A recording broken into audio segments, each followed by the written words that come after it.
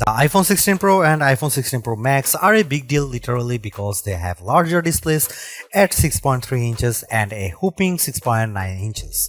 The latter is the largest display ever on an iPhone. But they are also a pretty big deal because of all the other upgrades Apple is packing into this year's Pro models. Both the iPhone 16 Pro and 16 Pro Max get a new A18 Pro chip that's designed from the ground up for Apple Intelligence features and a new dedicated camera control button that's designed to make everything from zooming to changing focus depth easier. A new 48 megapixel ultra-wide camera captures impressive macro shots and you can record cinematic slow motion video at 4K 120 fps.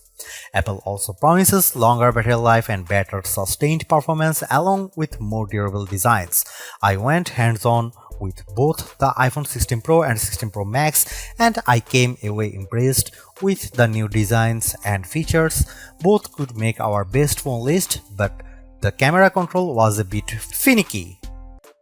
In terms of camera upgrades, Apple packs a fair number of improvements into the iPhone 16 Pro and 16 Pro Max, starting with a 48 megapixel Fusion main camera that's designed to cut down on shutter lag. At least based on the sample photos, it looks like these cameras can take sharp images of things like a flowing dress in motion with good sharpness, but we'll be putting that to the test. The bigger upgrade is the 48 megapixel ultra-wide camera, which enables better wide-angle shots but also much more impressive macro shots. I saw a close-up of a flower and was blown away with the level of detail. Videographers will appreciate the ability to capture 4K 120 fps video in slow-mo video. I saw a video of a guy on a motorcycle and when things slowed down, I could see his jacket rippling in the wind. The audio capture gets an upgrade too. While recording video thanks to improved studio quality mics, you can make it sound like the video was recorded in a studio or make the vocal tracks front and center with environmental noises in the background. You decide, and the wind reduction is improved too.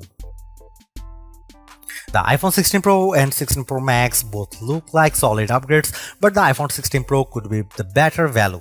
You get the same 5x telephoto zoom as the larger Pro Max in a smaller design, and the screen is big enough where you might not have max envy. I personally prefer a larger screen and the longest battery life, so I would probably go for the iPhone 16 Pro Max, but if you are on a tighter budget, go regular Pro. Stay tuned for our full rated review.